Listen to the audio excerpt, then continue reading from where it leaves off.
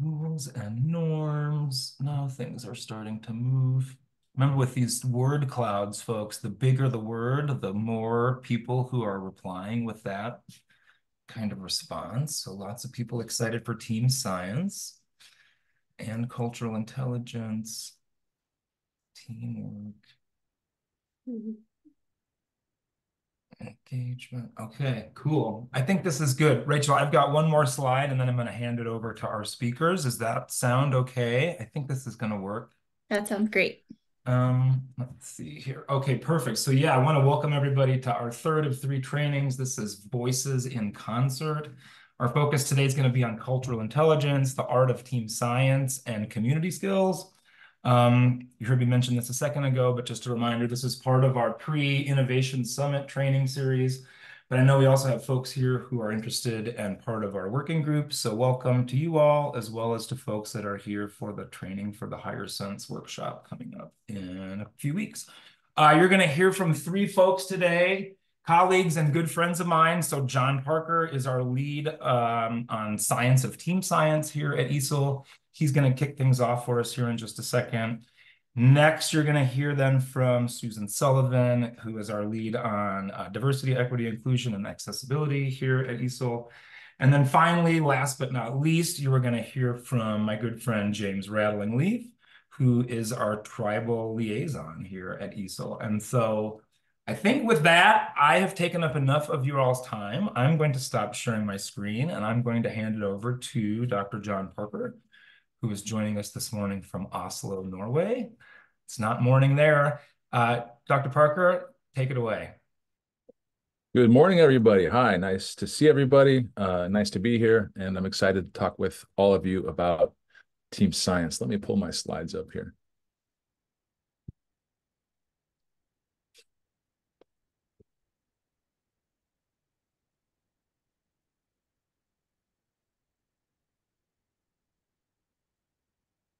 Okay.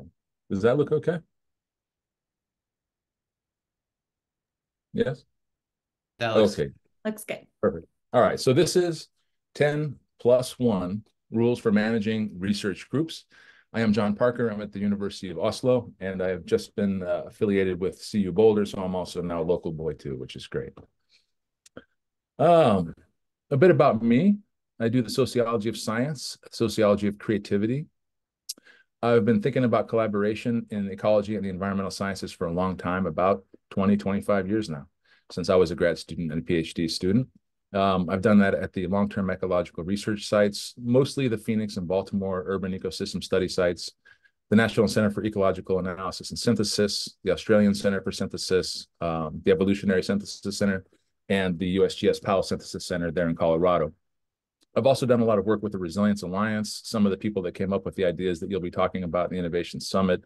These are folks like Buzz Halling, Steve Carpenter, that crew, and folks at the Stockholm Resilience Center. I was an NSF program officer in science and technology studies and ethical and responsible research, and I am now helping out with team science at ESIIL. So what I'm going to try and do today is provide some basic information about the social dynamics of scientific collaborations. And the idea is that I'll give you a broad thumbnail sketch of some of the things that matter and provide you with some of the tools that you need to help think about the decisions that you have to make in your teams and to help guide your practice. What I won't do is provide a complete review. It's impossible. It's a monumental amount of work on these topics, and I just can't do it in this amount of time.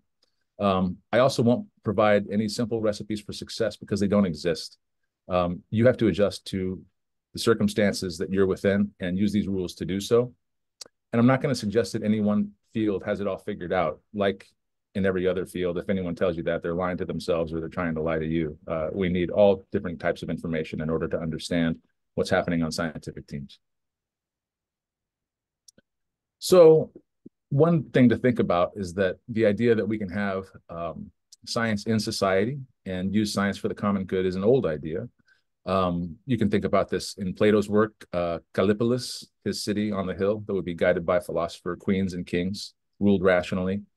You can think about the invisible colleges that were created by the Wadham Group, the Hartlieb Circle, the Racrucians, that became the Colonels of the Royal Society in London. And you can think about people who have other visions, For instance, Francis Bacon, this is his imagined scientific utopia. This had scientific experiments, it had plots, it had knowledge, it had science done for society's sake. So it's an old goal, and trying to use science for social purposes is basically as old as science itself. Collaboration is changing and has changed a lot in the last 50 years. This is a slide from the National Academies of Science, Engineering, and Math book. This one here right next to me, enhancing the effectiveness of team science, this guy. The National Academies report, and as you can see, both in the social sciences and in engineering, collaboration has increased a lot, going from 10% up to around 60% in the social sciences, and from about 50 to almost 90% in science and engineering. I would argue that our main challenge in addressing a lot of the social and environmental and other wicked problems that we face today are not scientific nor technical. I think they're social. I think we're at a crucial moment in terms of our ability to flourish on Earth as human beings. It's going to be an interesting next decade. And I think that success in trying to manage these depends on our ability to cooperate in friendship and with mutual respect in service of science and society. And learning about the dynamics of collaborations and leadership can help us to do so. And I think this requires understanding not one, but three main perspectives within the social sciences. So the first thing I want to do is provide you with the kinds of resources after this talk that you could go and do some research yourself and delve more into these topics. And I think there are three fields that are most important to understanding scientific teams. The first is the science of team science. It's a relatively new field. It comes around 2008 through both the Office of Science, Technology, and Policy, as well as the National Institutes of Health, National Cancer Institutes. They have, over the last 20 years, worked to create a body of knowledge about scientific collaboration. And I think it has a lot of main strengths. The first is that it explicitly tries to be helpful. A lot of work on science is more analytic, it's more scientific, and doesn't actually try to use what we find to benefit science. They provide toolkits and best practices. People in this area also do a good job of blending psychological and cognitive science approaches in ways that I don't think other fields do. They're very good with experiments in ways that other fields aren't. They also engage with funding agencies. This is big at the National Science Foundation, National Institutes of Health. Team science is big in those places, and it's good that it's big. And they also help a lot with translational research, particularly biomedical research, and how to get that into practice and into commercial applications.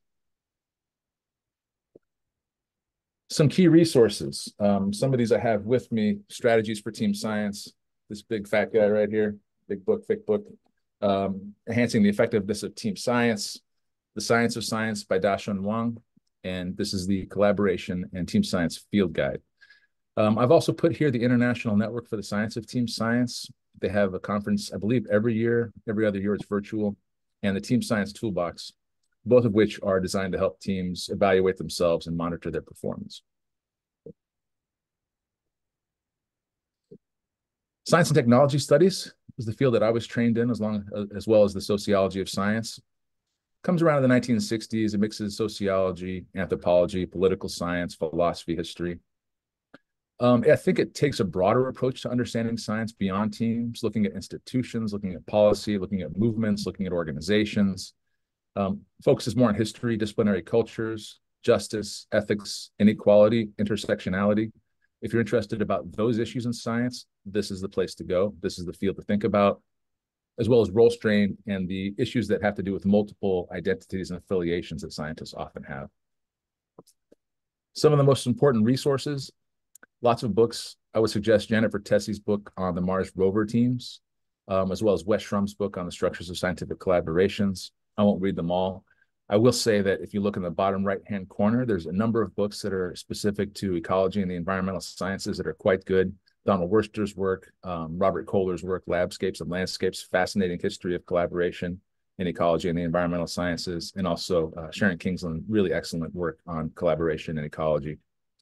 Society for Social Studies of Science is the main place, and Science, Technology, and Human Values is a great journal for thinking about this stuff. And finally, group dynamics. So this is about groups and how they perform generally.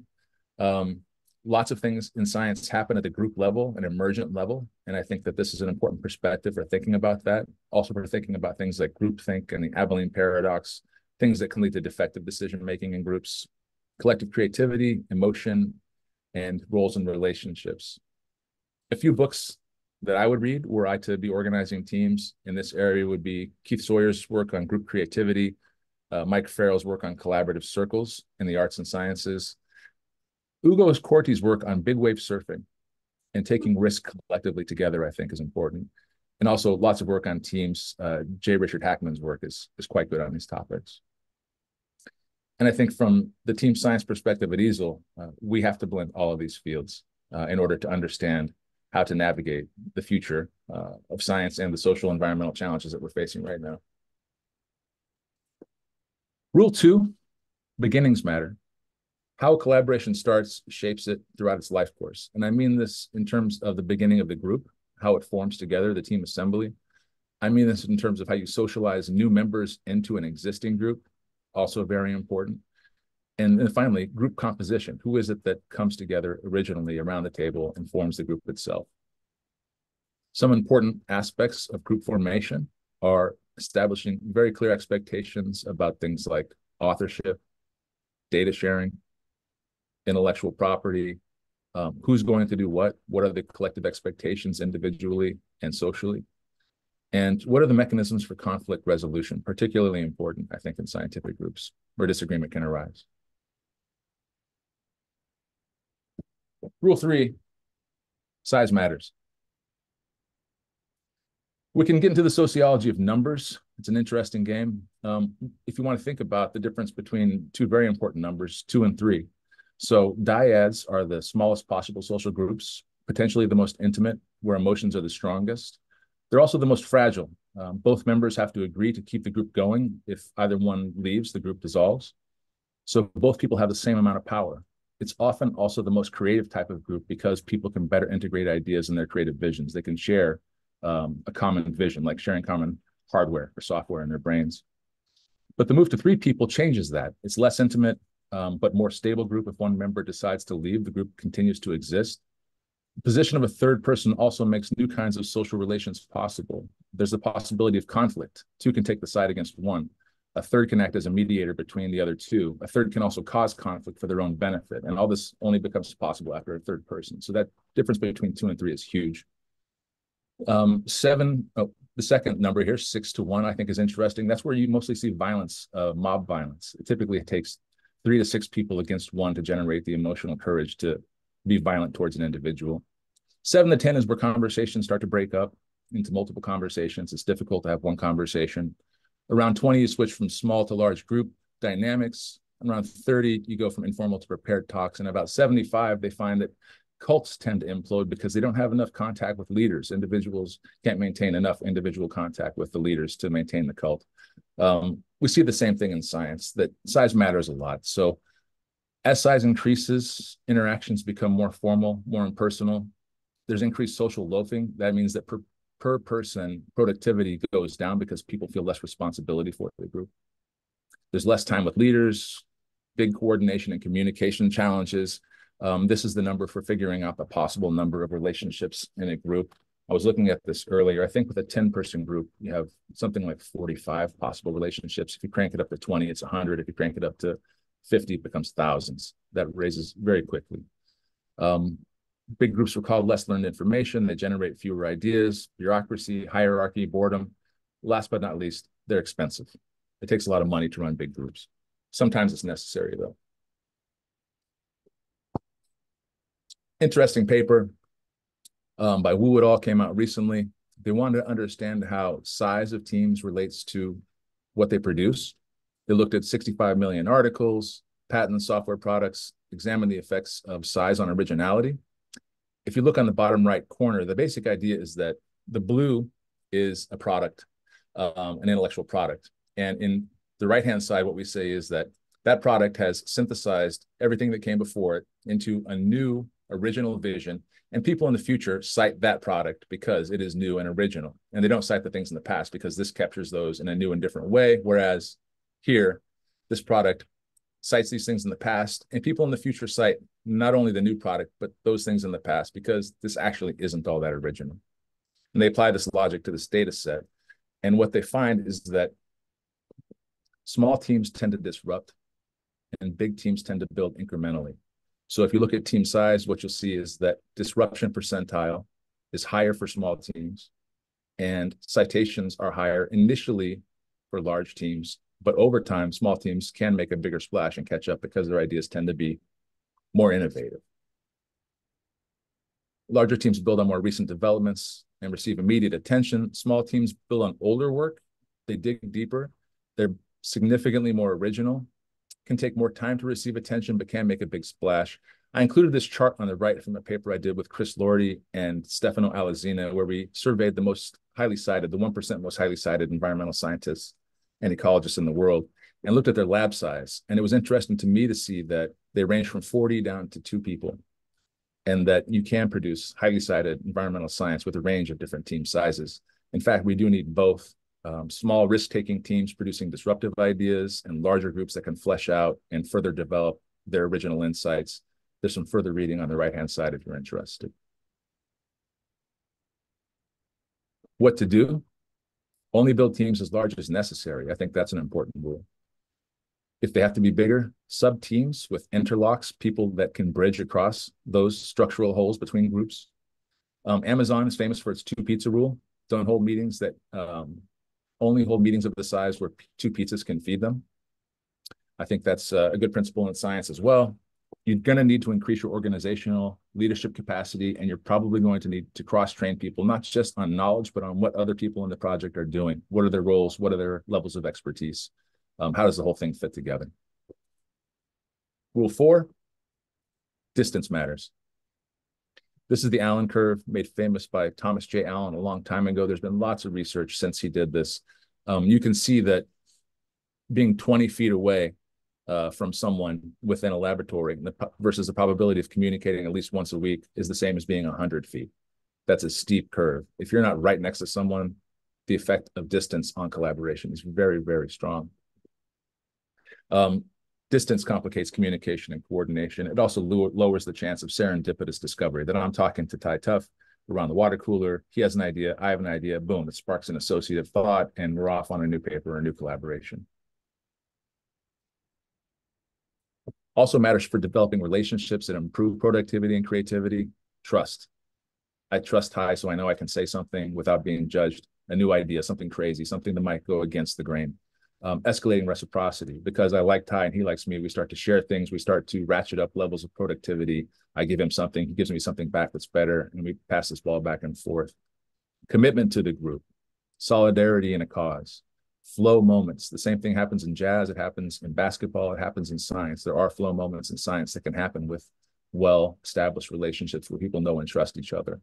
And these are much more difficult to maintain and establish remotely. What to do? Always have the first meeting face-to-face. You can also have a hub and spoke model of collaboration with a core located core group like ESIIL has, with peripheral remote groups and interlocks among them.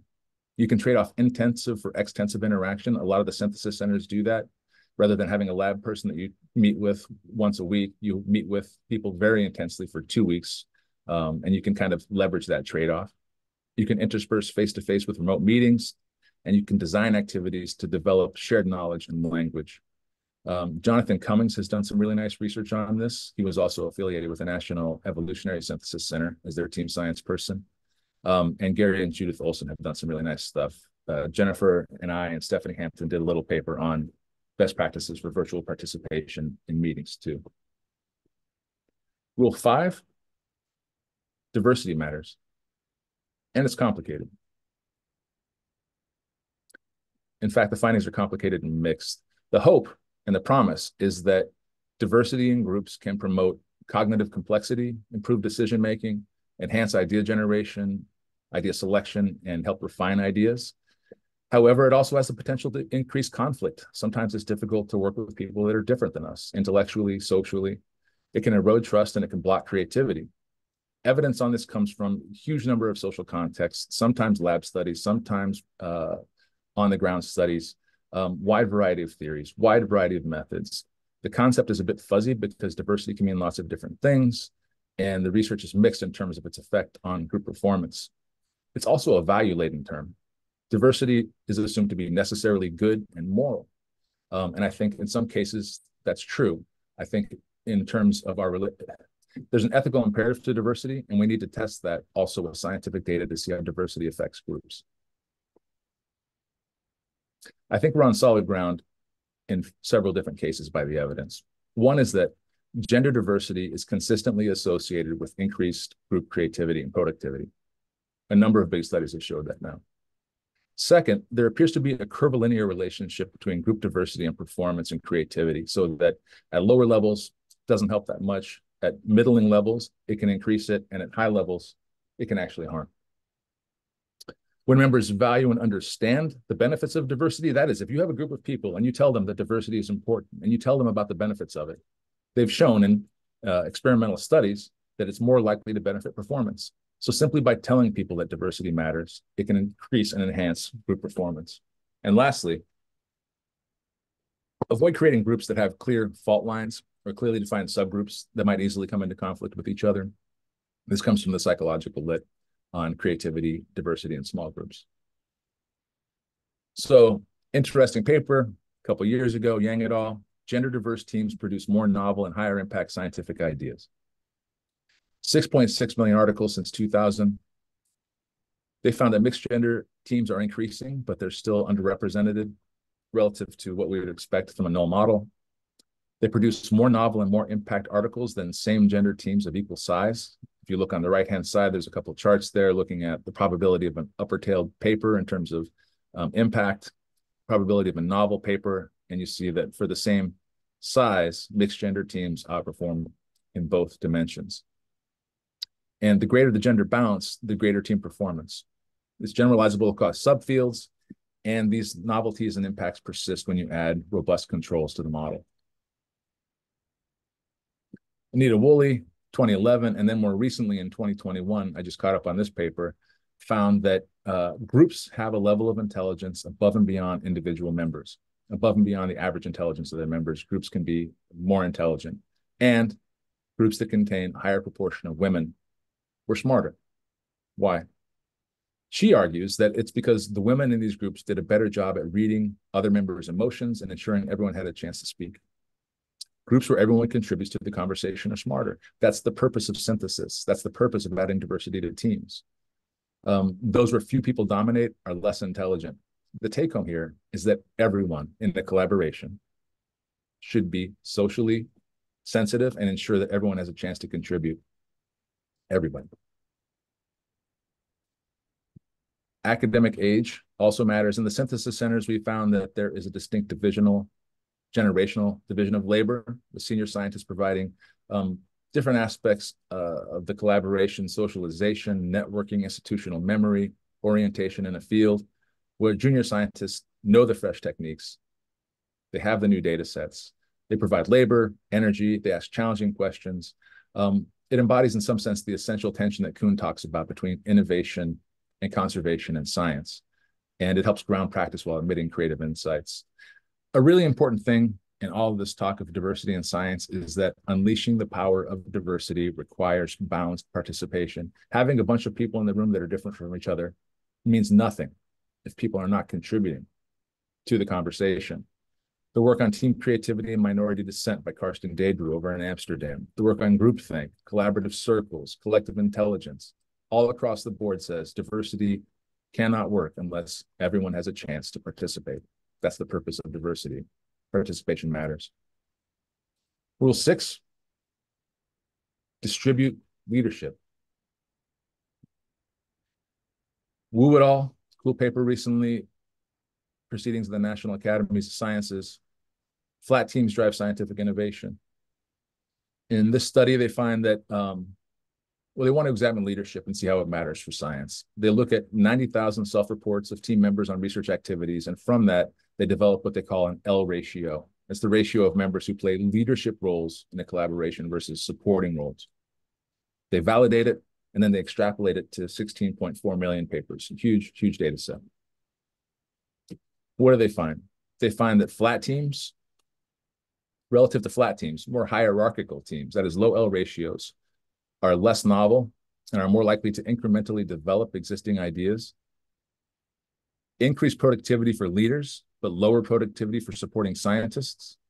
Increase short-term citations, but decrease long-term citations. And you can see that in the graphs that I took from that paper at the bottom of this slide, with the top 10% novel papers, productivity, long-term impact changing as we go from left to right. That is from more hierarchical to less hierarchical. Along with this rule, I would say another is don't micromanage, macromanage. What do I mean by that? That there's no simple formula, and that trying to micromanage a group is more likely than not going to work. I like this quote from Richard Hackman. Let me go further and suggest that any attempt to make a group do well is doomed from the start. It is likely to be ineffectual, or in some cases to result in effects that are opposite of what was intended. So I believe, in what we've been trying at ESIIL and at some of the other synthesis centers, is that the best strategy is to create an evocative environment.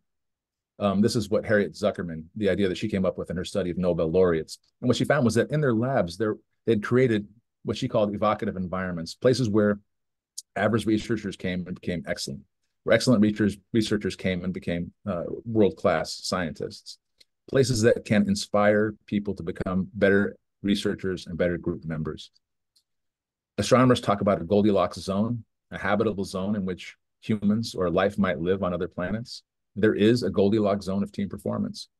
And the best thing that you can do is create such a Goldilocks zone and allow groups to create and thrive within that, rather than trying to manage those groups. You have to learn to adjust to your local circumstances. For example, at ESIIL, some of the things that we've been trying to create an evocative environment, making it easy for people to be there and to collaborate, facilitating hotels, facilitating travel, facilitating resources, making it easy to get paid back for the money that you use, creating a distraction-free environment, an inspirational place. The views are fantastic. We're working on some really nice artwork as well. Designing for serendipity, designing so that I can go to that water cooler and meet Ty Tuff and have that conversation that leads to the new paper. World-class computational analytics support. Unstructured time, encouraging people to go hiking together, to take bike rides together, to go and have a beer together, to become friends and know each other. Supporting both small and large groups, providing feedback from our excellent evaluation team, and creating a sense of gravitas, that this is the kind of place where good work gets done. And that's what we expect. We're also suggesting the group leadership style called consultative collaborative management. This came out of some work by Bozeman and Udy, the book Strength in Numbers, The New Science of Team Science. From their work, they found that this was the most effective form of collaborative leadership. It also matches well with our values at ESIIL in terms of engendering trust relations, respecting diverse values and perspectives, inclusive whole team communication, open, transparent disagreement, receptive to ideas from everyone, and sensitive to power and status differentials. They found that this was actually the most effective method of organizing and leading collaborative teams from their surveys. Rule 8, expect inequality. It's the rule in science. The rule in science is inequality. Science is highly skewed. We have Garfield's law, 80-20 law. We have the Pareto principle. 20% of scientists produce 80% of the publications. 20% of the papers get 80% of the citations. The top 1% produce 30% of all scientific articles. Science is incredibly skewed. It'll be the same for the people on your teams. It'll be the same for the groups in your organizations. This is a paper, some figures from a paper I did with Stephanie Hampton about NC's teams, the National Center for Ecological Analysis Synthesis. And what we saw was there's a lot of inequality. A fraction of the groups were responsible for the majority of publications and the majority of citations.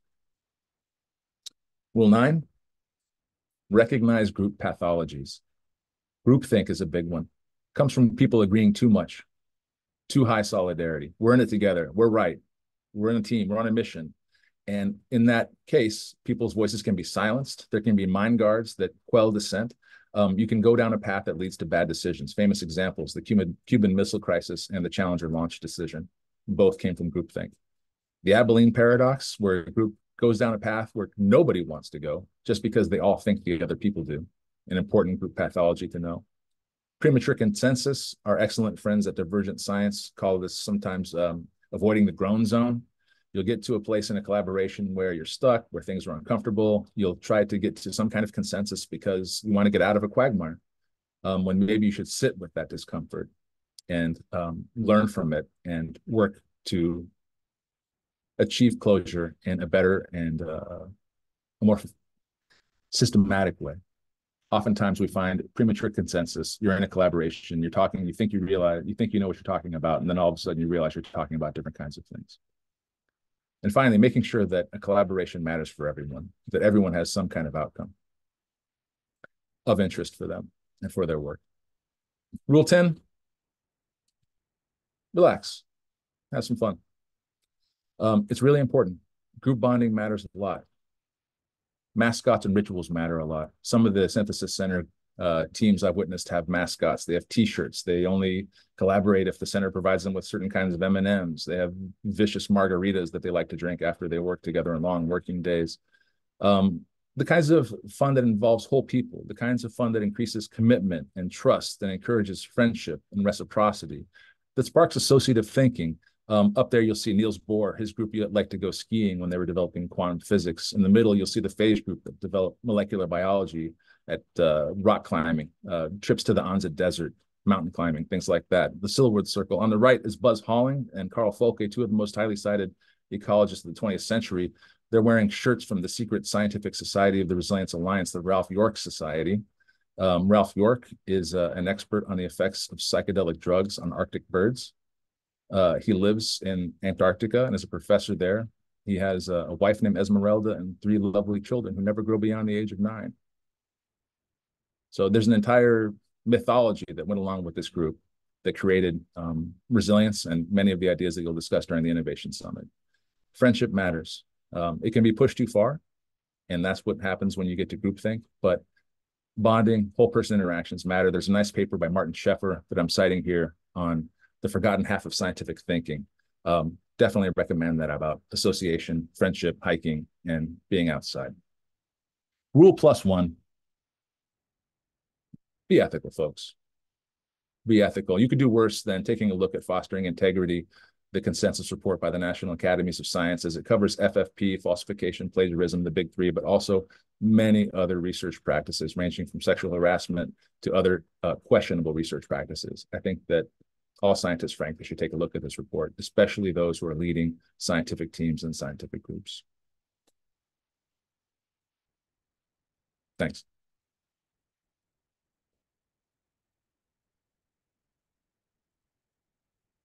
Looking at my time, I think I have 5 minutes if anybody has any questions.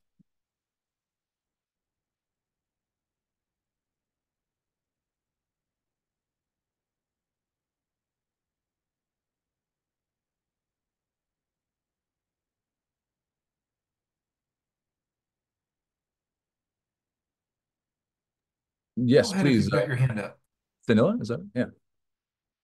Yeah, thank you, John. It's a great talk. I could you mind going over again about the macro versus micromanagement strategy that you were referring to, Lab, and you were actually giving an example too. So if you could explain that a sure, little no bit, problem. really appreciate it. My point there was this. Trying to manage a group, trying to get a group to do exactly what you want is difficult. And I think particularly among independently minded scientists that have multiple different affiliations, oftentimes with universities, groups, research networks, almost impossible. I think the best thing that scientific leaders can do, group leaders can do, and organizational leaders can do is create the organizational and social conditions under which we know that groups thrive, generally. Rather than trying to manage a specific group, create an environment where groups in general can thrive. It's a bit like if you're an ecologist, rather than focusing on a particular flower, focusing on net primary productivity, right? You can kind of work at that level, but it's difficult to predict a particular sunflower, let's say. Ollie, please. I think digital naturalism was before me. All right. I'm sorry. What's that? I'm sorry. Who digital natural? I can't see. No, So who's that? it's fine. It's fine. Okay. Somebody had their hand up before me, but they're nice.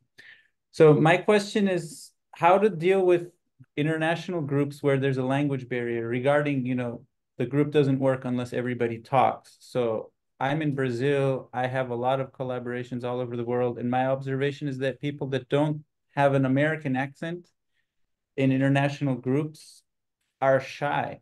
And it's very difficult to get them to speak their mind, even if they have amazing ideas. So any suggestions, advice on that?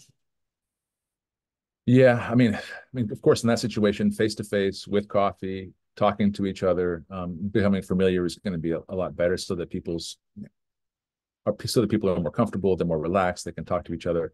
Maybe scheduling some social time for the group. I know that may sound crazy to busy people, but having 15 minutes, a half hour before to discuss, say hi, get to know each other, I think will matter. Maybe having situations where you type things out. I wonder if you could have kind of collaboration where you'd work together on a Google Doc, writing comments or allowing comments to flow that way, so that people can type things in if they felt uncomfortable as well. I would also take a look, perhaps, I'm not an author on this book, but strategies for team science success. It's one of the things that I highlighted in the slides, and I'll share these slides with everybody. I believe deals with some of the issues of international collaboration. I would also look at the National Academies of Science report. All right, thanks. Yeah. And Digital Naturalism Laboratories, nice name. Hi, I'm Andy. I had a question. I work with the Global Open Science Hardware Group, and it's an anarchist group of scientists from all over the world. And so I wondered if you had any experience or any advice for like non-institutional scientific teams, and if there's any key differences or any advice for kind of groups that aren't necessarily with an institution. Maybe some people are with, they're just in it for the science and just want to, join together. That's really interesting. I would guess that a group like that would be very passionate, right? And those are the kind of people that are getting together about something because they love to do it rather than because they're getting paid to do it. I wonder if you can work on it from that angle. Maybe it's almost like a social movement group or like a volunteer organization where, because people love it, because they want to be a part of it, they're more willing to engage in collective action together, to meet and talk about things. I think face-to-face is still going to be crucial. It's also interesting that you're committed to anarchy too, right? So there's this like ideological bent to it as well, a political bent to it. I wonder if maybe political engagement could help. It's an interesting question that I hadn't thought about. I do know that interinstitutional collaborations are challenging. Jonathan Cummings found that, and Sarah Kiesler, that those kinds of collaborations were one of the most difficult, and that one of the worst predictors, one of the best predictors of unsuccess in collaboration was the number of different institutions involved. I'm not exactly sure how to deal with that challenge, but it's an interesting. John, there's a comment in the chat that you might want to, that you maybe have something to say about. Indigenous data sovereignty. Okay. What was the question? I didn't see. Okay. Have been. It's a comment about sort of just colonialism and Indigenous scientists have been and are succeeding in interdisciplinary research because we're united in anti-colonial systems. Okay. And the next, representing Indigenous data sovereignty networks globally. Yeah, that makes sense. One of the things that I teach in my own class here in small groups is part of the history of indigeneity in science. And that is a scary and frankly terrible history. So I think teaming up in anti-colonial ways makes a hell of a lot of sense.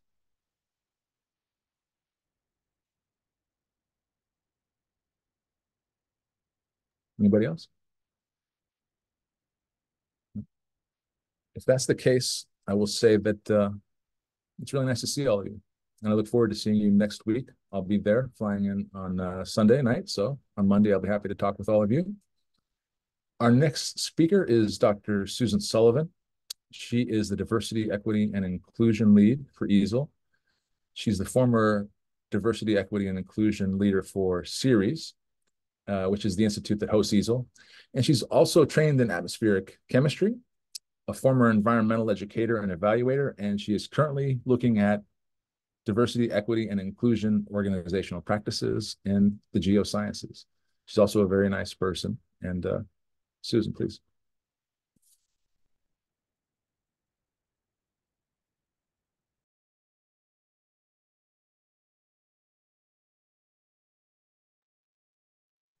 Hi, everybody, and hello, John. Thank you for that very nice introduction. I love how when we introduce each other, it's things like my good friend James Rattlingleaf and these kind introductions.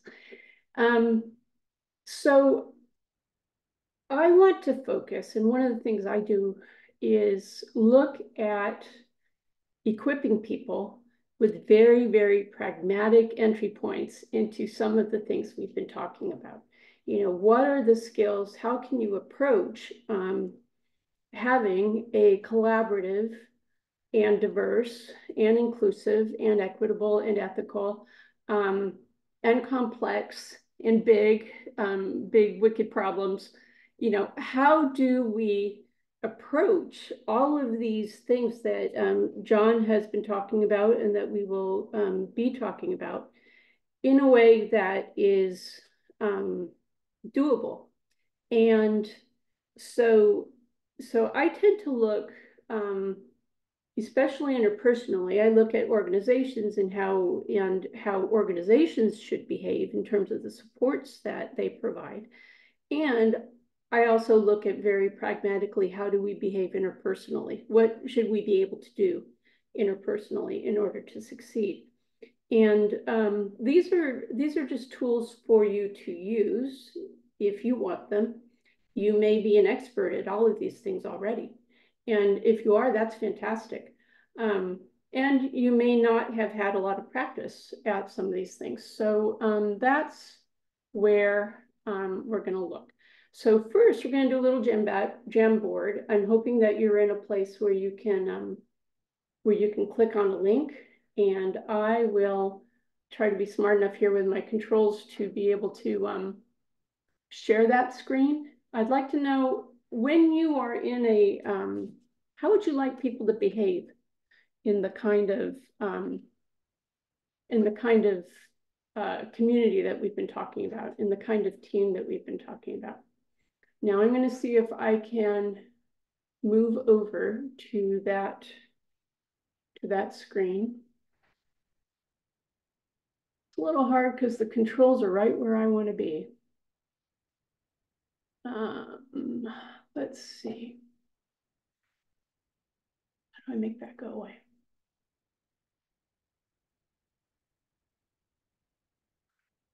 I might have to just look at it and talk through it. Okay.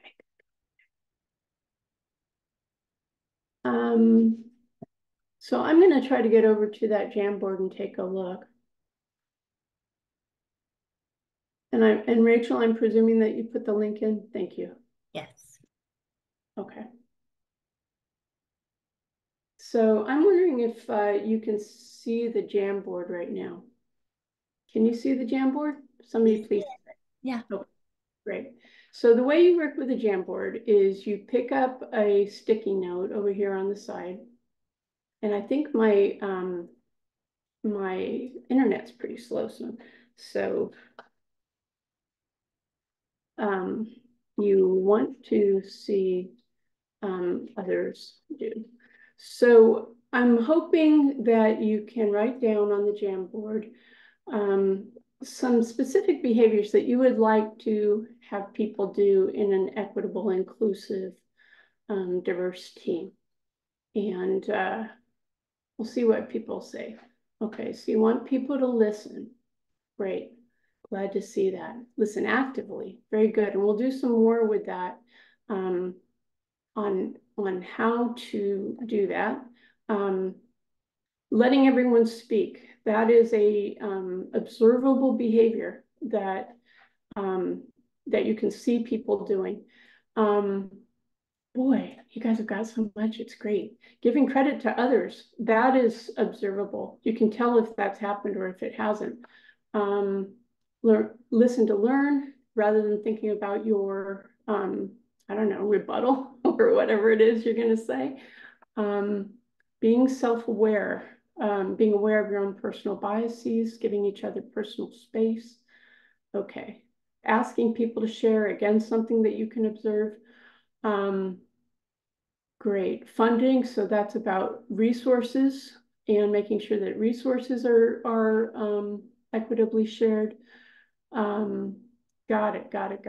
Okay. Very good. So I'm glad that where you're going is on things that you can see people do generally. It's not a question about whether or not this is happening or not. And that's what I like when I'm talking to groups, because everybody says first, I would like to be in a respectful group. Okay, you can't look inside people's heads and see respect, right? So what do people actually do that it's a respectful group or an inclusive group? And you all are coming up with that. Now I'm going to try again to get over to my screen, and hopefully I'm still sharing. Okay, very good. Thank you. Good. Looks like it's working. So I'm going to talk about a few skills. One is how to interrupt our biases, our social biases, something that Brenda Allen calls thinking under the influence, which means thinking under society's influence.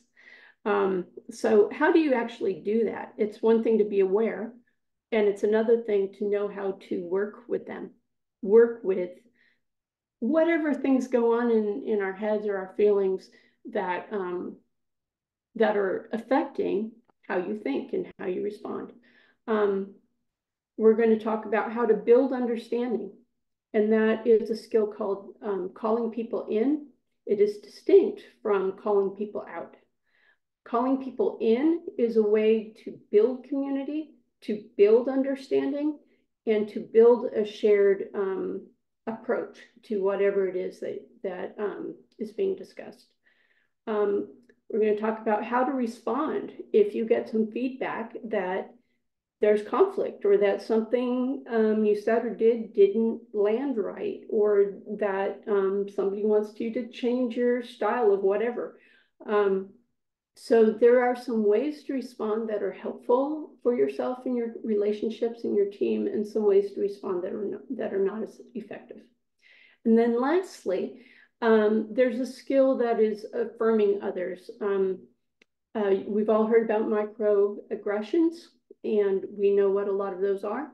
There is the flip side of that, which is the positive skill, which is called microaffirmations. And that is about recognizing others, building others up, helping others to do their best contribution. So as a caveat, these are only a few of the skills.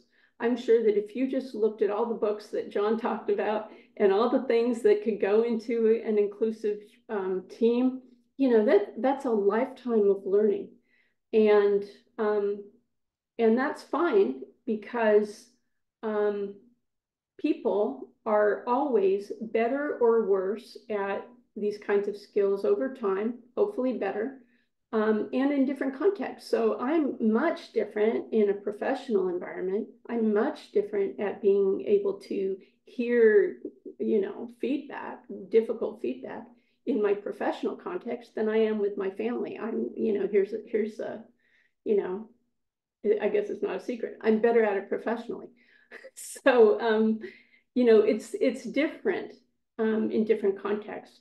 And then to quote, to use a phrase that Donna Mejia at the CU Renee Crown Wellness Institute uses, that we ask all of us to give one another grace. We're all learning, and that we all agree to fumble forward, by which she means we don't have all the answers. We are going to fumble. We are going to make mistakes, and we work to move forward anyway. So, so those are some reminders. And one of the reasons that that we're doing this is to even though inclusion is in the name of ESIL, it's the Environmental Data Science Innovation and Inclusion Laboratory. Inclusion is not enough. You saw the advantages of diversity and the challenges of diversity that John talked about. Equity is important. That is the skill of knowing how we're doing relative to each member of the team, each group within the project, and being able to constantly and consistently redistribute power and resources so that everybody can do what they need to do. Now, if you don't have all of these, it doesn't work. If you do have all of these, you get towards a sense of belonging. And that's where the sweet spot is. That's where the innovation is most likely to happen. And it's when the team members belong to the team, and I'll talk more about what that actually is, that you get that sweet spot. Without it, if you have diversity and equity, but you don't have inclusion, you don't get the benefits of diversity. You get assimilation as opposed to the innovation that can happen. If you have equity and inclusion, but without diversity, you have a homogeneous culture. Again, you don't get the innovation. If you have inclusion and diversity, but you don't have equity, it means that the dominant culture continues to make most of the decisions and have most of the resources. So this is where you need all three, and without it, it doesn't work. So one of the things that we're working towards is, let's see, trying to make my slides move. There we go. Is a sense of belonging. When you fill out ESIL evaluations, well, one of the questions you often get is the extent to which you feel like you belong to the environmental data science field. And belonging is a whole set of things along Maslow's hierarchy of needs that many people are familiar with. You know, Ming, POSA, and the rest of the ESIL team is working towards your taking care of your physiological needs, your financial support for being here. And now I'm talking about more of how to be emotionally safe in ESIL and in the work that we're doing, how to build up belonging and friendship like John was talking about, how to afford respect, make that visible.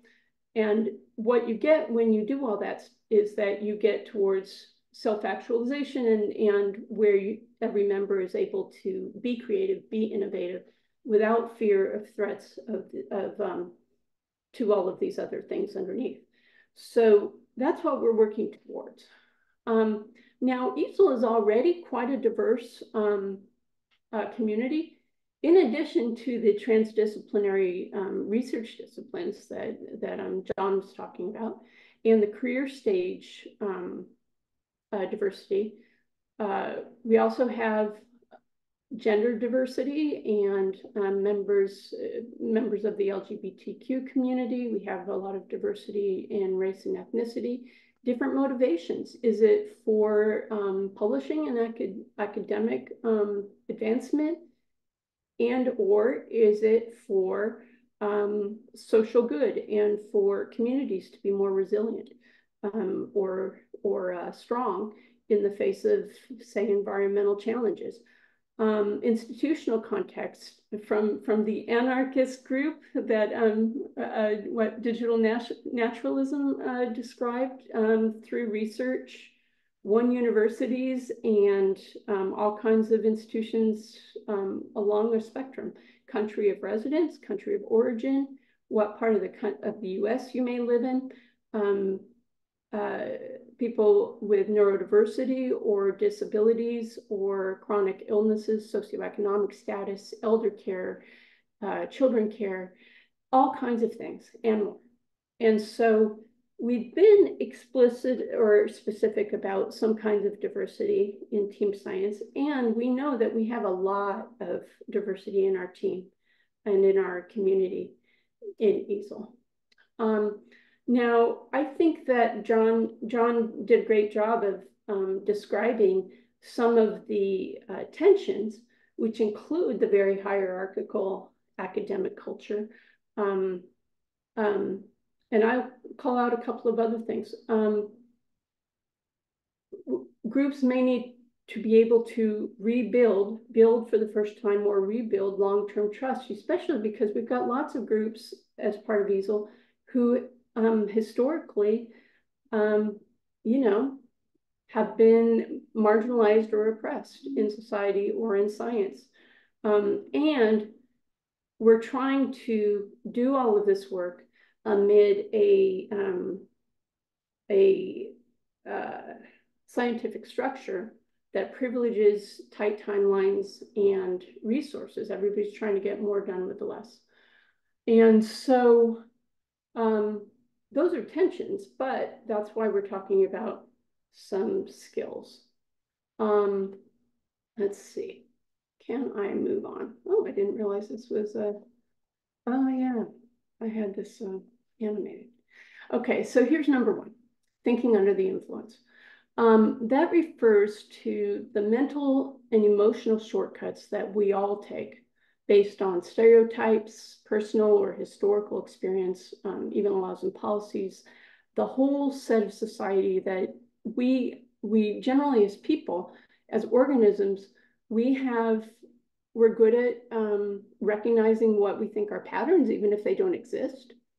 And we have, as organisms, tried to be energy efficient, and mental shortcuts are part of that.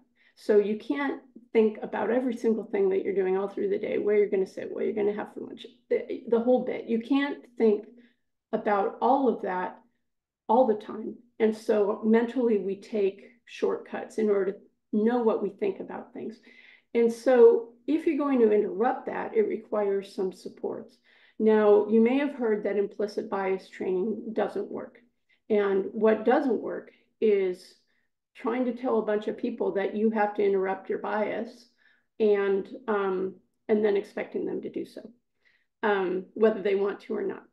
And so interrupting thinking under the influence requires opportunities to do so, reminders to do so, and skills to do so.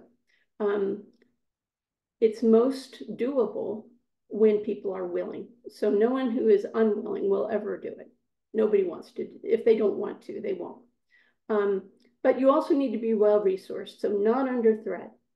Not under threat of time, not under threat of resources or of esteem, and you need a prompt. And one of the reasons this is super important for ESIIL is that thinking under the influence, whether it's about somebody else's discipline, somebody else's experience, whether or not somebody speaks with an accent or not, whether or not somebody speaks an idea confidently or not, a whole set of things, it shuts down the possibilities for innovation. It shuts down the possibilities for relationship and for the group to be creative. So that's what we're trying to avoid.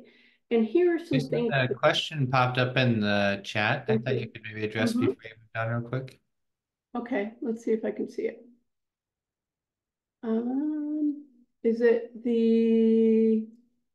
Is it the one about Moroni Benali?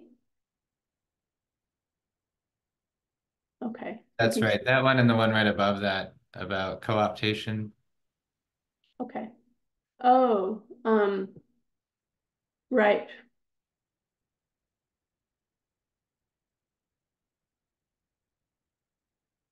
Okay. So, Joseph, are you referring to dominant groups co-opting other people's knowledge, other people's data? I see. Okay. Tribes are constant victims of co-optation and and opaque conflicts of interest. Yeah. You know, white supremacy is nothing if not subtle and pervasive, and it's amazing at how things can be twisted to do the opposite of what they're supposed to do. Yeah, I can weigh in. So co-optation, the way it's been explained to me, is having group dynamics where the non-majority is made to feel like they have power and they're being included, but they don't really have any power for decision making, and they don't have any power about what the criteria of inclusion, you know, where, who, what time, all that kind of thing. So, you know, the devil is in the details and in the fine print. And the example I give is during COVID, when these pharmaceutical companies were testing out their vaccines on reservations. As far as I know, only the Lummi caught the rider in the contract that said not only did the data from the vaccine become property of the company, but also the DNA collected from the tribal members also became property of the company. And so even though it was a partnership and the tribe thought that they were getting this early access to a vaccine and that they were getting help and it was a mutually beneficial partnership, they didn't look at the details and they had no decision making after the contract was signed to get their DNA back. So dang it. Thank you. Well, I think you point out some of the ways that needs to happen. It's always, I have a slide at the end here that's always about follow, ask ourselves, who is in the leadership? Who is getting paid to be in the leadership? Are tribal people represented in the leadership of anything that you are part of? And can you tell if they have power within that organization? Where are the resources and who is getting the resources? Or is the money going to tribal members to participate, say? Gosh, I don't know what. Obviously, you got to read everything's got to be read thoroughly and ahead of time. Walk away if need be. And yeah, agreed that the colonization has to be questioned. And so there's a whole set of questions for ESIIL about asking who is being recognized, who is being advanced, who's being resourced, who is in the leadership, who's making decisions. How transparent are we being about that? Can we describe that? Who's making decisions and on what criteria? So I don't know if that helps, but it's definitely beyond what we say, and it's definitely beyond what we write on our websites. It's got to be in the foundational documents between the people involved. Okay. I don't know if that gets towards what you're saying for this particular item or what. To finish up. I just wanted to mention it because often in these principles, they're whether it's a federal guideline, it's a policy, right? Or whether it's an institutional guideline within a consortium, it doesn't have a lot of teeth. And so I think for some groups, they need that sort of teeth to make sure that they don't get overridden by, a majority vote or something. Yeah, and also, all of history has a really good, well, not good. In all of history, you can see where even when there are laws that are meant to make things more equal or equitable, those are slow walked, they are not enforced. There are, clauses that get added on in practice that make the law not have teeth. So your point is well taken, and I would love for you to be as loud as needed if you see if you see that we have not addressed what we need to address at ESIIL, if we're not being transparent, or if we have not communicated. I don't know. I don't know what else to say except for we would love to have you be as critical as you might want to be. And I agree, yeah. Yeah, it's a mechanism for exploitation. And exploitation has been part of science as long as it's been for the common good. It's always been exploitative in many ways. I'll just say it. And so now it feels kind of prosaic to be looking at a skill that's about interrupting bias. But for anyone who wonders how to do that, one of the things to do is to be aware of one's own feelings. So that can be negative. If you're feeling offended, if you're feeling bored, if you feel I'm just kind of judgy. I'm not saying judgmental because nobody says I'm judgmental, but you might say I'm kind of a judgy.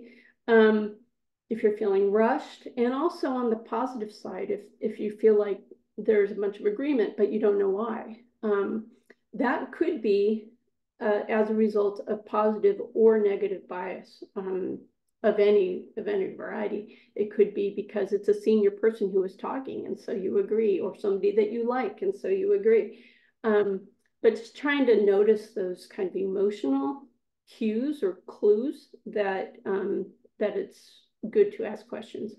And so one of the ways to explore that is to ask yourself, what if? What if the speaker was from my identity group? Or what if the idea was stated with more confidence or at a different time?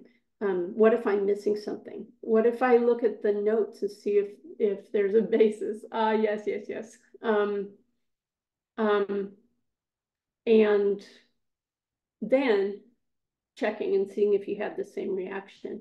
In lots of times, having systems to make decisions like rubrics and processes will help. But if something doesn't land right, and again, this is interpersonally, if it's not landing right in terms of ESIIL as a project or as an organization, we do want to hear about it. There are anonymous forums to talk about it. You can talk to me, you can talk to our leadership, and I guarantee you that we will invite learning on our behalf. We will invite doing better. And so the second thing is about calling people in. Most people who are coming to ESIIL understand that we're trying to make a place that is more decolonized than other scientific places. And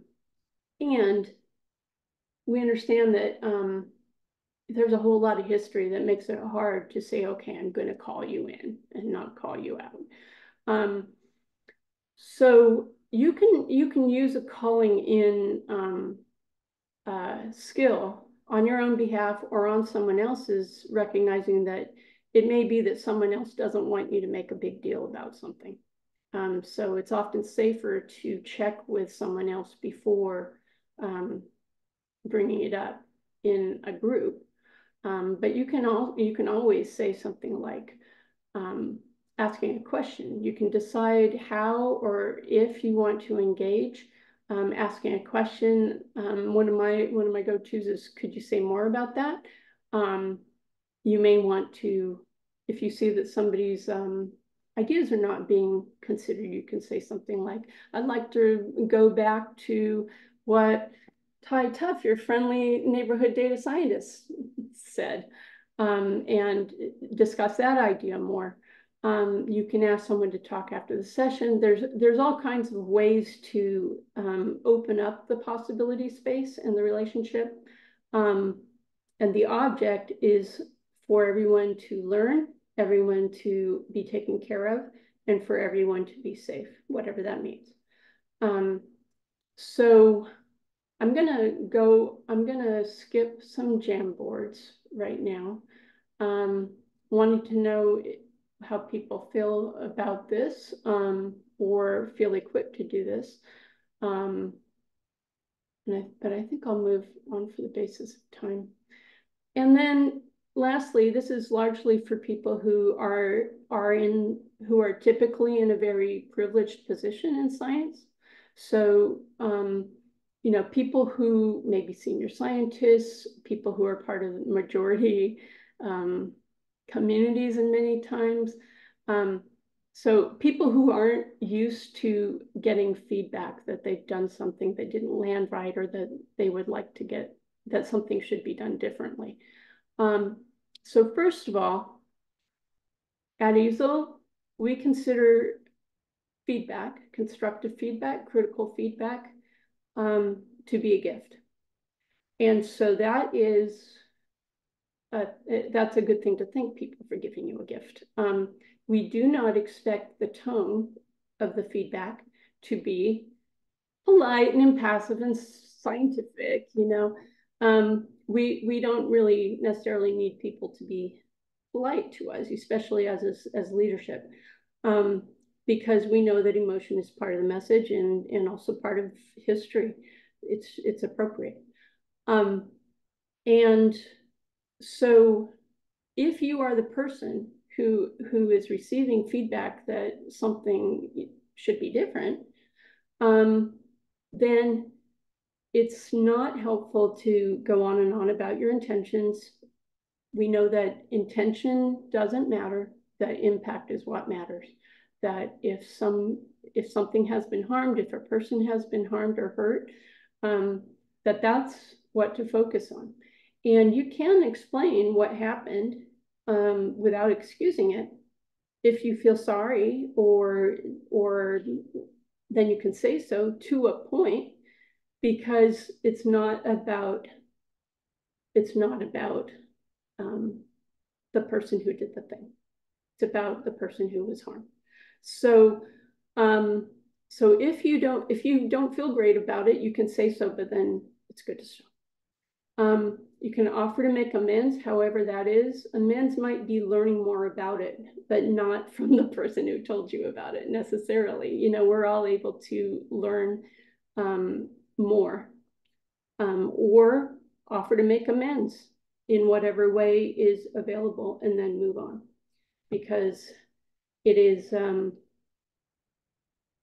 short, sweet, and let's see, that's my timer. Short and sweet and honest, and then moving on. So that's one of the skills. There are some examples here and in the links about effective ways to acknowledge when you get feedback, and there are some examples of how not to do it. So again, because my timer's gone, I'm going to spend some time with this last one, micro affirmations. This is largely about trying to make sure that people get credit for what they're doing, that people feel safe, that people feel that people are included, and welcome, and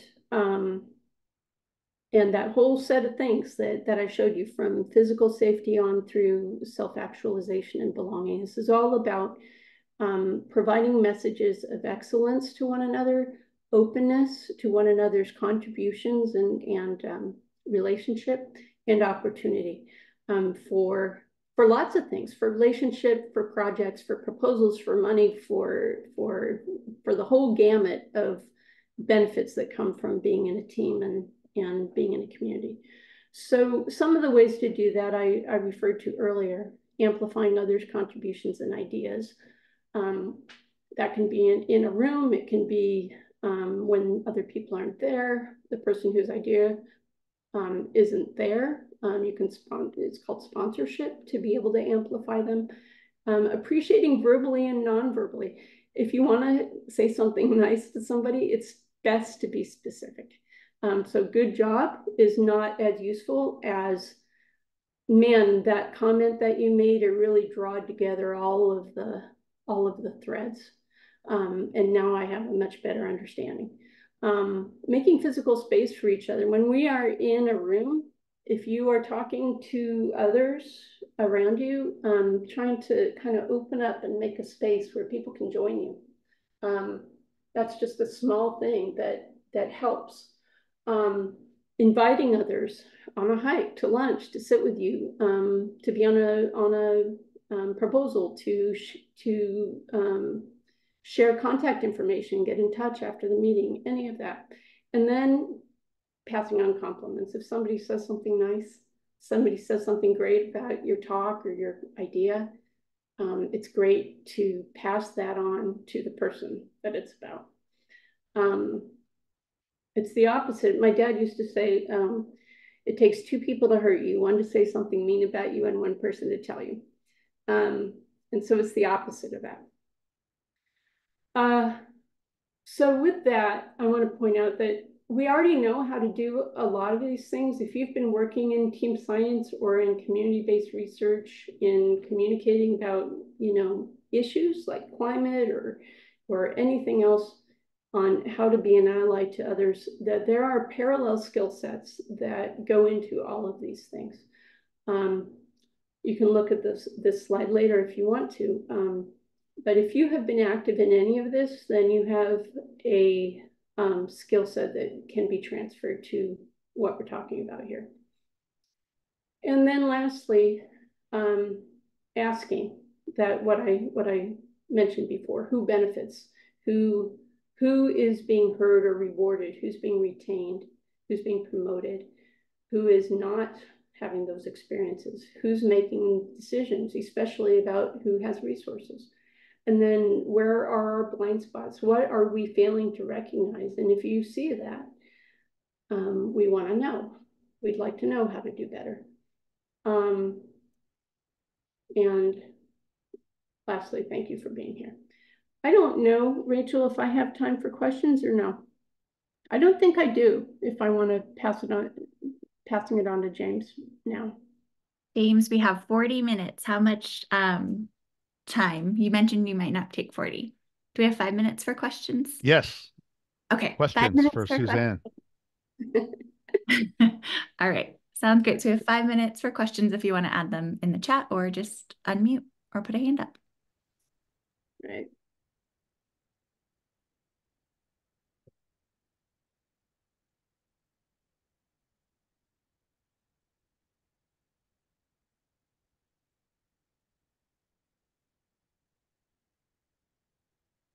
Let's see. If there are not questions, I wanted to speak a little bit to one of the earlier questions, which was about if say there's an international group or language, people with different I don't know, comfort level with the language of the meeting. And we were ESIIL. Some of the ESIIL team was in Brazil recently on a collaborative workshop. And so one of the things that I'd like to point out is if you know that there are potentials for some people to not be as included as much or not feel as comfortable, one of the things I'd like to do is bring that up transparently ahead of time. And so in that workshop, we did say specifically the language of this meeting is English, and we know that people who are here have a wide variety of experience with English, and so so part of our expectation for everybody is to try to remember to speak slowly, and regardless of your comfort with English, to use the notes if need be, the virtual notes that we can see to be able to express yourself in addition to verbally, having notes that everyone can see in front of them in a group, in an in-person or virtual meeting so that everyone can see what's being talked about. Just putting in some systems that support that, that dimension of diversity there. and doing it ahead of time and transparently. And then that gives everybody the opportunity to say, hold on, hold on, hold on. We need to speak more slowly. Can we, not everything's getting into the notes. So we need to read the notes as well. You know, it gives everybody permission to, and encouragement to say, hold up, we need to do better. Okay, so I just wanted to add that. So I will happily pass it over to my friend James Rattling Leaf. And it's always fun to me that so many people say my friend James Rattling Leaf. I do have friends, believe it or not. You have lots of friends. Yeah, you have lots of friends. And I'll also mention that there's a lot of people on the ESIL team who are super good at recognizing other people. And James is one of them. So James is the tribal engagement lead for ESIL. And he's also the series tribal engagement advisor among his many other roles. He has a long career. He is a citizen of the Rosebud Sioux tribe. And over his career, he has worked to support and serve Indigenous peoples' nation rebuilding efforts, especially through the application of traditional ecological knowledge and Western science. So thank you, James. Well, thank you, Suzanne. And let me begin by the arduous task of sharing my screen here with you all.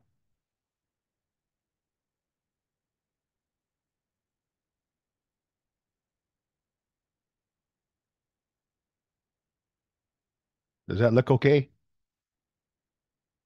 You're still in presenter mode. Oh.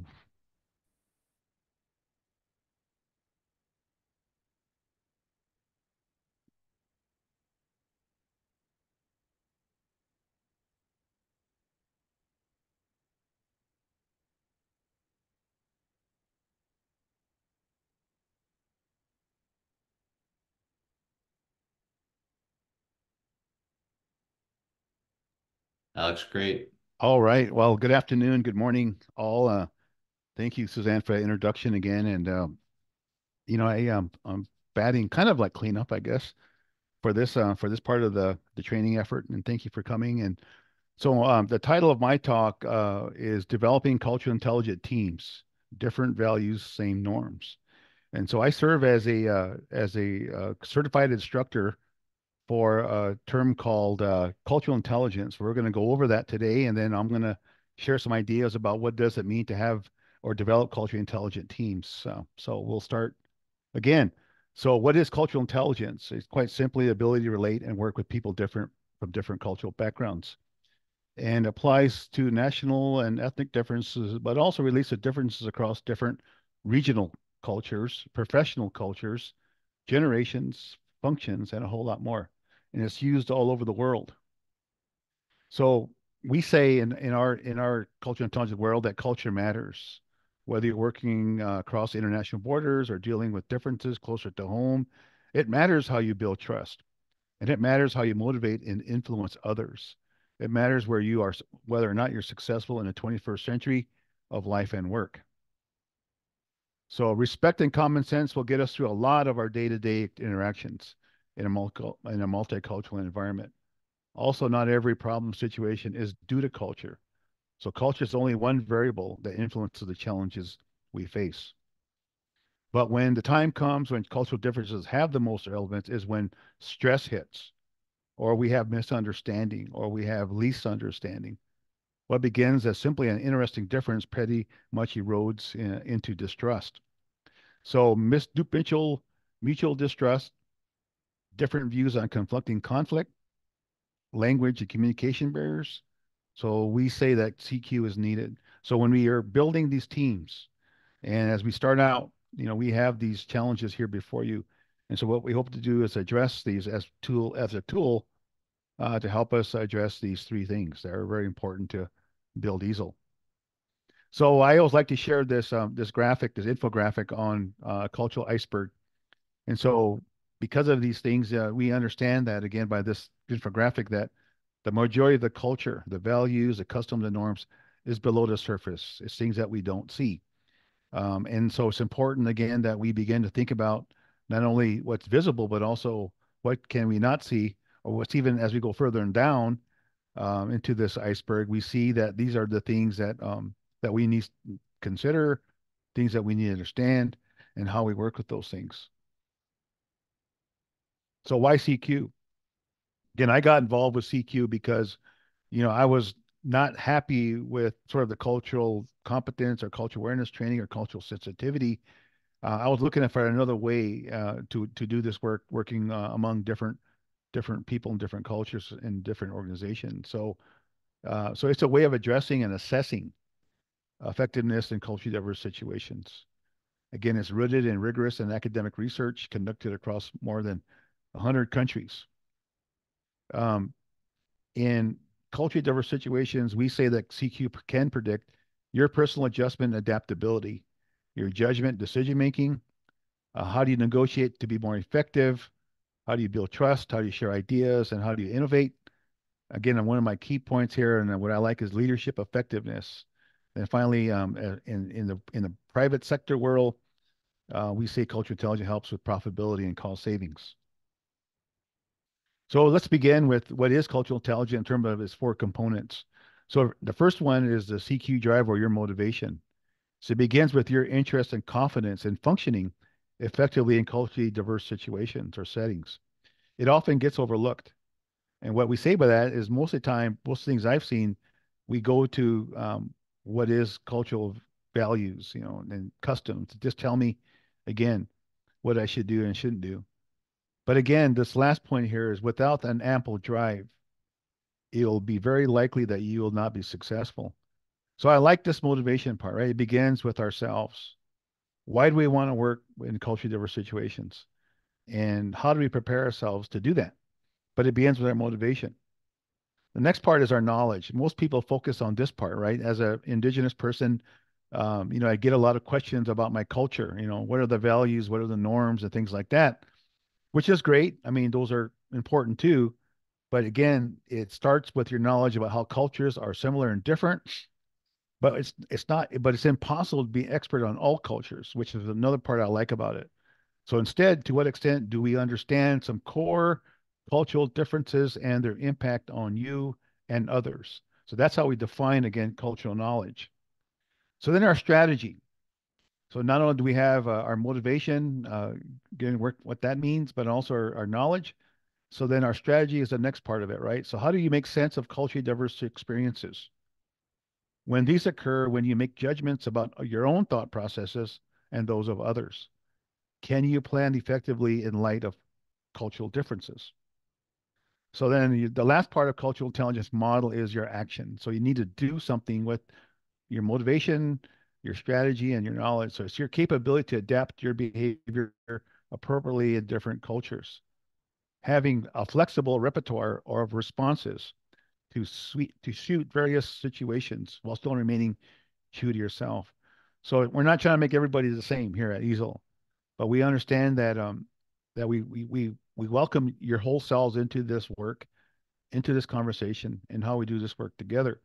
So I like that part, right, of this action part. So then we have a model here. Then again, your drive is your interest, your drive, your confidence in working in multicultural situations. So then we move to your knowledge of your understanding of cultural similarities and differences.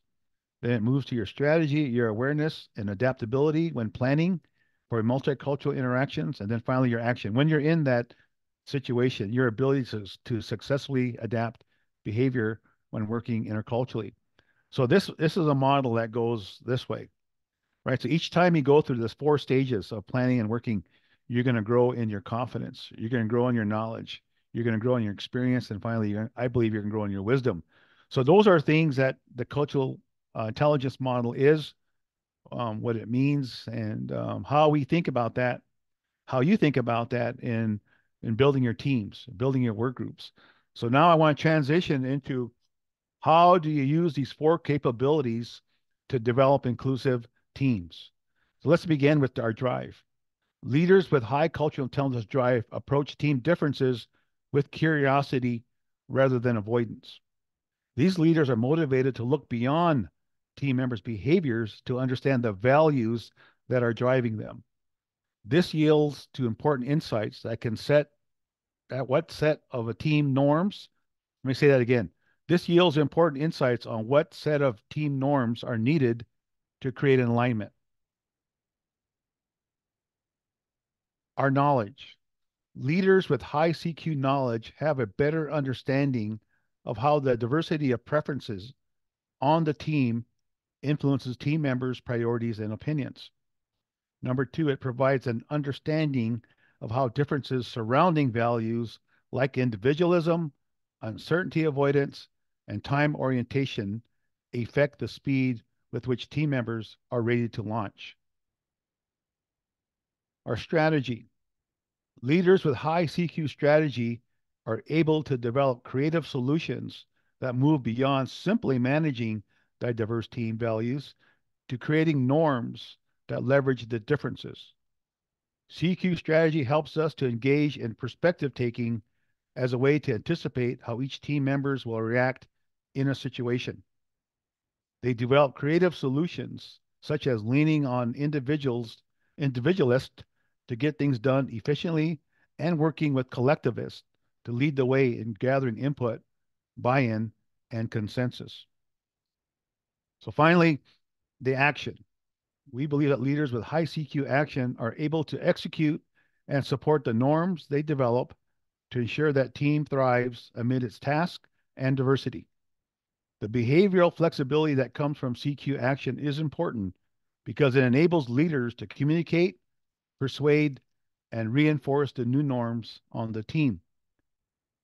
When team members become irritated by different work styles, the leader can point back to the non-negotiable norms while allowing flexibility in how the names are applied.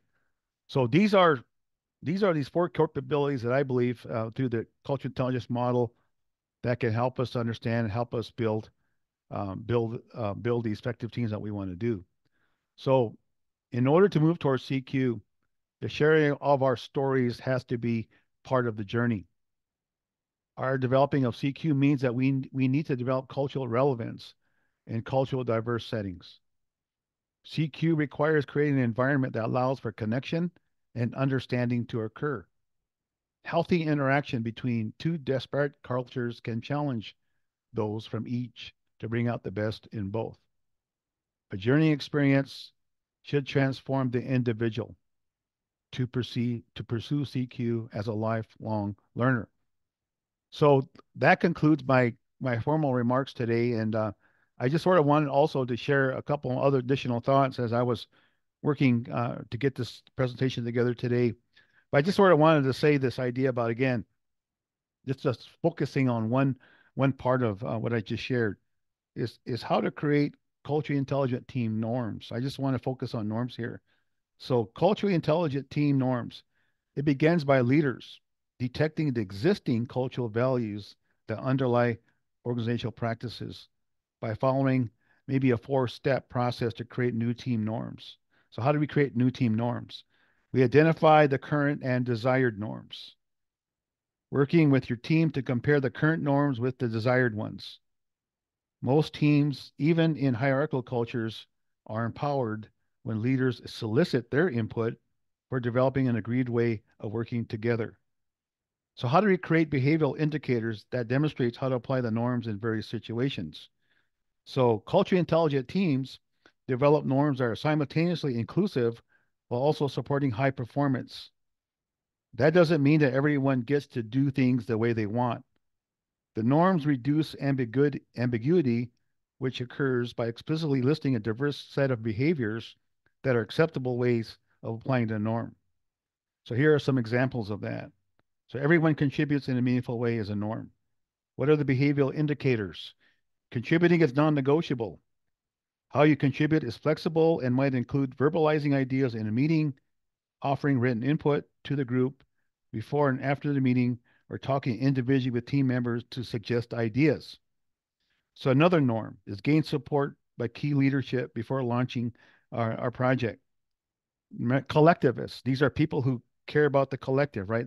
They may refer to get input as part of deciding what the project should be include, while individualists may prefer to uh, work with leadership on the project after it's designed. Similar behavior indicators can be developed for norms like meeting deadlines, taking risks, owning failure, and everybody doing their share of the work. So, so I want to stop there and just say that I believe that like ESIIL is really at an opportunity here to do up something new, something creative, something innovative. And why I have this graphic here is I know it's kind of maybe over the top a little bit, but that image of ESIIL equals Midaku Oyasi. So as a tribal member who's been part of this project now for a couple years now, I believe that this organization and you as key members of this organization and the project teams and all the planning and things that has to happen uh, has an opportunity to embrace these values, these norms of Midaku Oyasi, which is all my relations. All my relations is not just a casual or just a term that we just drop flippantly. You know, it's a very important key concept to the Lakota people, which is my people. It reminds us that every day when we get the opportunity to get up and we get to work and work with people, work with projects, work with teams, work with science, work with traditional knowledge, that we have a responsibility. We have a responsibility to the earth. We have a responsibility to each other. And I believe that we have an opportunity again at ESIL to practice these norms and these values of Midaku Oyasi. So I'm going to stop there and thank you for your time and attention and look forward to the discussion and also looking forward to meeting you at the summit. So I'll stop there. Back to you, Rachel and Nate.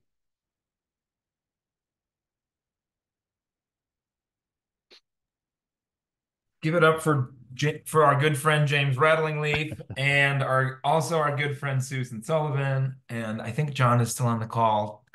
John Parker. Thanks again, everybody. Great talks today. Rachel, do we have some time for questions then or discussion? How do you want to wrap things up here in the last 15 minutes or so? We do. I think we should leave it open for discussion and questions. Yeah, so feel free to turn your microphone on or your camera on if you're comfortable to put a question in the chat if you'd like to, anything that you'd like to talk about with respect to anything that you just heard James bring up or anything maybe that Susan or John talked about.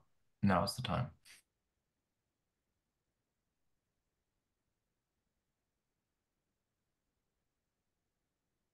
Go ahead, Al.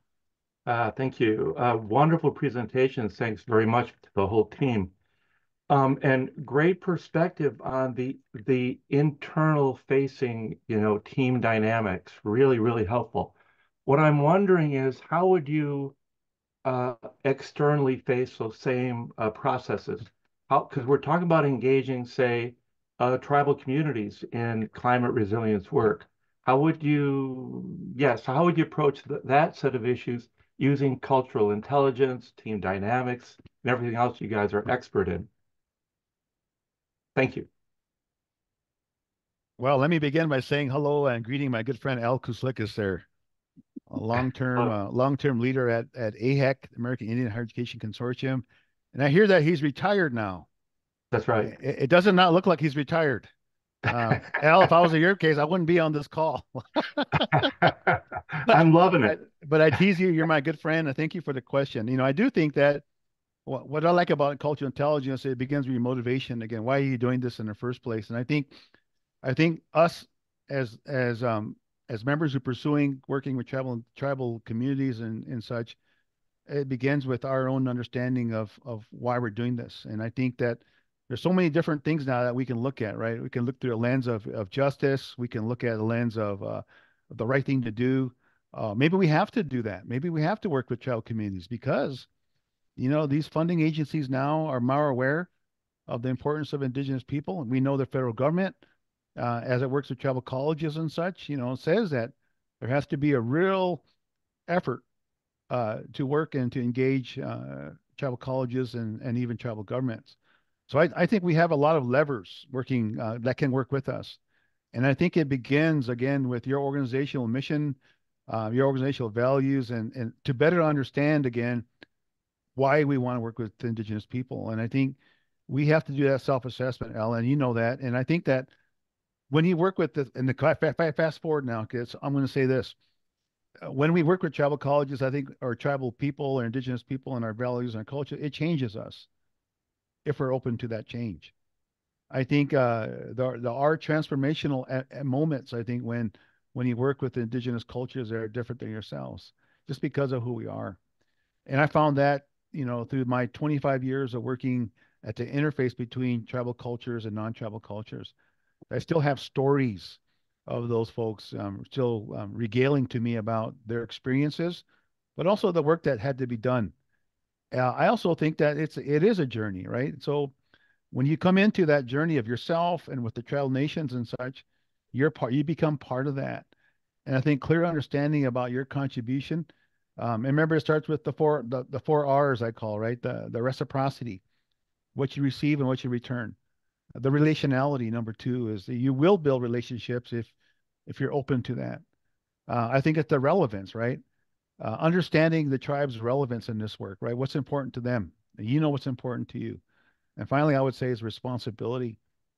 Each time you glean or gain insight, knowledge, and wisdom from our elders in tribal communities, I believe it incumbent on you to take on that knowledge and wisdom in a very responsible way in terms of how you share it, how you protect it, and then how you sustain it and how you apply it. So I think it's not a easy thing, or it should not be an easy thing when you think about working with indigenous people. I think that's where we're at right now. I think we see great efforts now of indigenous people now asserting their sovereignty and their self-determination as tribal nations and tribal communities to say, okay, those things happened in the past. We do not want them to happen again, based on the idea of justice, based on reconciliation. All these big terms now are in front of us today in my lifetime. I've never seen it before, but here it is. And I believe that ESIIL and other organizations who are funded by NSF can have that responsibility, again, to carry out things like the United Nations Declaration on Rights of Indigenous People, free and prior and informed consent. We have these levers now. We have this work that's been done with indigenous people to say, how do we do this work, and why does it matter? And so, what an opportunity now that we have, and we all have to go through it. We can't figure it out. It's not up to like me or you, us, right? The collectivists of us to figure that out. So, I'll stop there. Thank you, Al. Good question. Good to see you again, my friend. Thanks here. Thanks, Jay. Great answer. Susan, please, if you'd like. Well, I can't really follow James on this question. But I guess I guess there's a couple of things. A couple of things that have been we've been running into in ESIIL is that one is that even though we have such a track record in ESIIL and other projects of working with Indigenous communities, we also are a national center that is working with other communities who have been underserved by science, or and who are facing existential challenges to their way of life and their communities.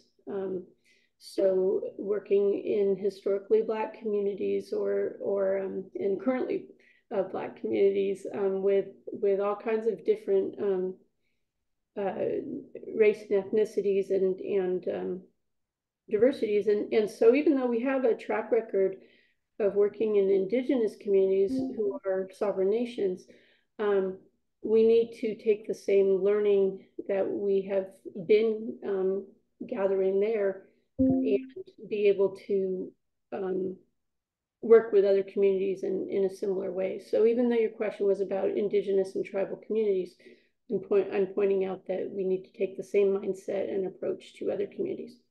And there's a tension, because when you're working with a community, who gets to make the decisions? So when we're talking about data sovereignty, for example, which we talk about a lot, who do you ask for permission to use the data?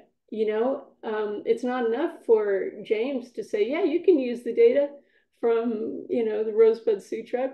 It's got to go through tribal governmental processes and figuring out how to approach that. But also, when we're working with other communities, who gets to decide how data gets shared, who owns things, who owns the products of things, who benefits financially and otherwise. So I'm just saying there's a tension there that we've been working with between open science and data sovereignty, and that we also need to, and how to practice data sovereignty properly. And we also need to take that same question with the other communities that we work with. Very good. Thank you. All I can do is agree. Long-term relationships, trust building, humility, listening, learning, mutual respect, mutual goodwill. I think those are the only ways forward. Learning, listening, and trust. And being willing to come together and talk about difference in a respectful way. And I think, as Susan's saying, that goes for a lot of different groups. But I think particularly for Indigenous groups, given the history of colonial abuses of science. I mean, it's really disgusting, a lot of the things that have happened. And so I think it's imperative, particularly upon Western scientists, to do so. Yeah, very good. Thank you. The motivation of that question to me is that we're talking about a really complex system of stakeholders and contributors and people that have that are being impacted by these broad, challenges to sustainability. And so there's a whole kind of a system dynamic that we have to work within. And if we really want to have this broad impact, that has to be our focus, I think. And so the techniques that you guys are bringing out, which are really important, if we can transfer them to broader social community engagement practices, I think that would be, that'd be the route to take, in my opinion. But I'm retired, so what do I know? You know a lot. Thank you, Al. We appreciate your talk. Al, you're the AHEC elder now. I call you the AHEC elder. Thank you.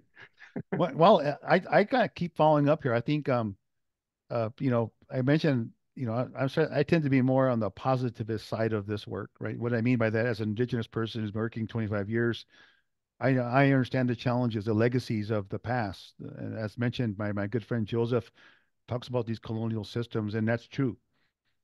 And I harken back to what's happening in Canada in terms of the big challenge of discovery of boarding schools and the abuses of boarding schools and all the children that had to go through that. And so I think, as human beings, as human societies, and then we had this before us, right? We had the government of Canada. We had all these things that people sort of had things on their hands. So what do we do? And what they did was they put together a commission of Indigenous leadership and community and such, and they had to figure out, had to unearth this stuff, right? Had to find the facts, what happened, and then they had to present that in a report, a written report. It just wasn't good enough to do written testimony or oral testimonies and recording them, but it had to be on a report. And then there was a commission that was developed too. They had to interpret those results, those findings, and then they had to present that to the Indigenous people, but also had to present to the government. And you fast forward to today, and so I have friends and colleagues in Canada who are wrestling with, what do we do next with that report? What do we do next with those findings? What do we do with the system we have right now that really not set up to reconcile, if you know what that means? That's a heavy duty word, reconciliation, if you really know what it means. And then we have different interpretations of what reconciliation means to deal with the legacy of colonial things, and even what's carried over to today, maybe masked in a different way or masked in a different articulation. But that's what's before us. This generation of indigenous people now, and our allies and our friends and those of you, we do have to work with that. We do have to find a way to lead forward with these hard, difficult, complex issues. You mentioned these systems that are in place, right? And so I applaud our indigenous leadership who bring us to this point. We're all part of that. I'm part of that now. You're part of that. And so where do we go now? And so my contribution to that is to be a part of groups like ESIIL. Nobody forced me to be a part of ESIIL. I was invited to come in by our leadership, and I accepted, knowing full well that we'd have to deal with things like travel data sovereignty, and we'd have to deal with the past and legacies of what that means for Indigenous people. And I'm really pleased that our leadership at ESIIL has accepted their role and to engage with us. And how do we understand what happened in terms of data sovereignty, but also what do we go do with that and going forward? So we almost have like a process here, which I think we're going through step by step. I think we're co-developing it with Indigenous people, for instance. That's only I can only speak to that because that's where I work in, and we're taking input from many people. I'm taking input from many people about what do we do with this, how do we do with this, and what's a good path forward to address these things in a way that respects and honors who we are as individuals. And I think that's how I see it, right? I mean, boy, I know the issue is bigger than myself, but I think that for us at ESIL, I think that's our task. It's a big one. I think NSF, they also want to know how we do this work in terms of that. So, and then also my last point would be is the role of our young people or our youth. And I think we have a commitment to bring Indigenous young people into this process early on and to hear from them as well and to learn from them as well. And how do they carry forward these kind of things? And I think that's what we can do, right? ESIL is facilitate, train, mentor, and coach these next generation of Indigenous data scientists to be aware of the past, to understand the past, and then also to come up with a better way to go forward in the future, especially with the data sovereignty and data science. So, boy, I didn't mean to say that much, but it's done. Ho hetcha tu pillow. So be it. Very good.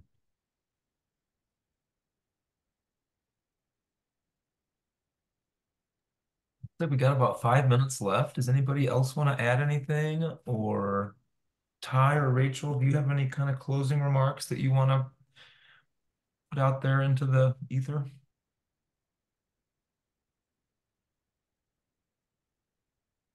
Let's see. Lily made a comment. Lily, you want to talk about your comment real quick?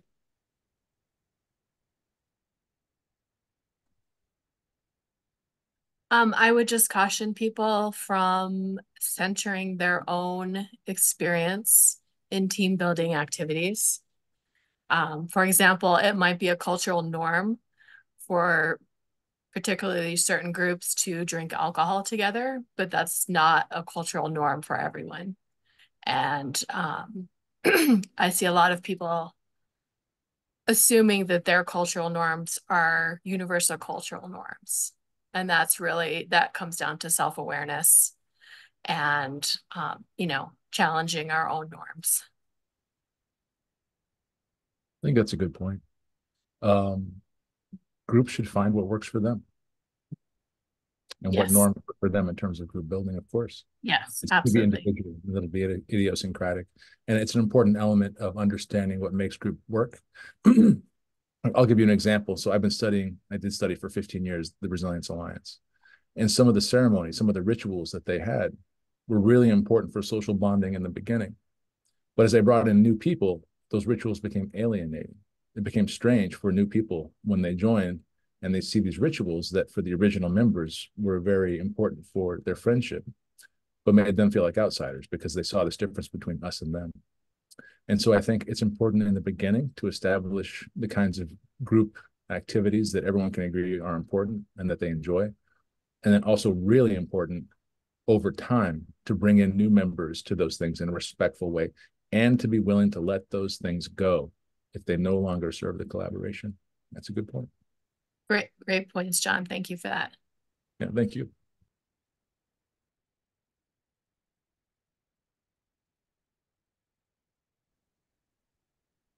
I guess my thing would be thank you everybody for sitting through 6 hours of pre-training events with us to get ready for a couple day event.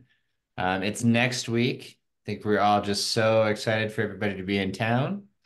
Keep in mind there are what we're calling day zero events on Monday. So a lot of people are traveling on Monday, but if you're here and want to come join us, we have some day zero events that are on the website. And otherwise, we will see everybody on Tuesday morning. Have some coffee and bring some great brains and some excitement and have fun socializing with some cool people. Thank you everyone for coming. The event website is in the chat and it has all the info. But reach out with questions. Thanks everyone. Thank you.